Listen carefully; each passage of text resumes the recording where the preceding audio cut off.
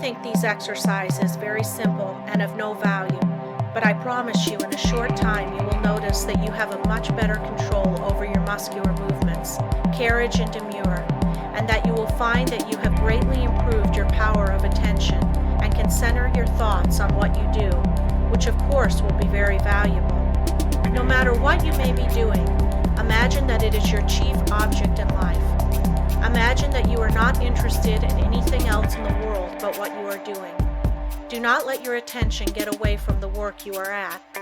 Your attention will no doubt be rebellious, but control it and do not let it control you. When once you conquer the rebellious attention, you have achieved a greater victory than you can realize at the time. Many times afterwards, you will be thankful you have learned to concentrate your closest attention upon the object at hand. Let no day go by without practicing concentrating on some familiar object that is uninteresting. Never choose an interesting object, as it requires less attention. The less interesting it is, the better the exercise will it be. After a little practice, you will find you can center your attention on uninteresting subjects at will. The person that can concentrate can gain full control over his body and mind, and be the master of his inclinations, not their slave. When you can control yourself, you can control others. You can develop a will that will make you a giant compared with the man that lacks willpower.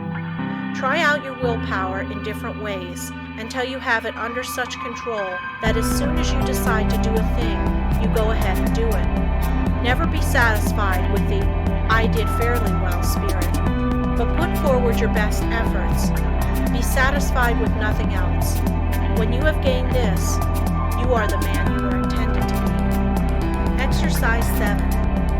Concentration increases the sense of smell. When you take a walk or drive in the country or pass a flower garden, concentrate on the odor of flowers and plants.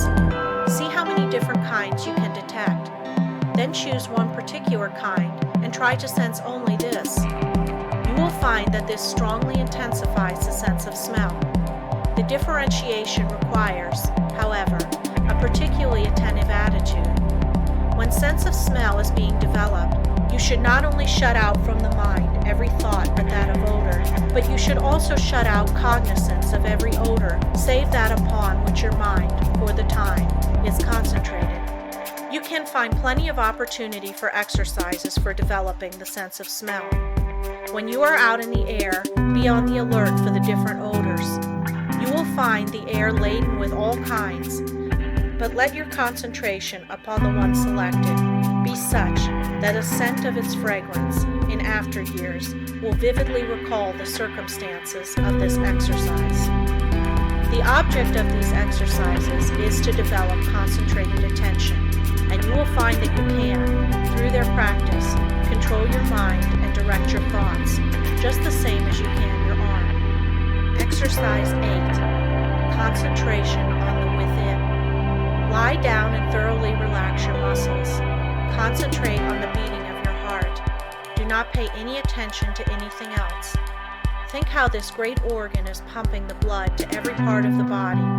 Try to actually picture the blood leaving the great reservoir and going in one stream right down to the toes. Picture another going down the arms to the tips of the fingers. After a little practice, you can actually feel the blood passing through your system. If at any time you feel weak in any part of your body, will that an extra supply of blood shall go there. For instance, if your eyes feel tired, picture the blood coming from the heart, passing up through the head and out to the eyes. You can wonderfully increase your strength by this exercise. Men have been able to gain such control over their heart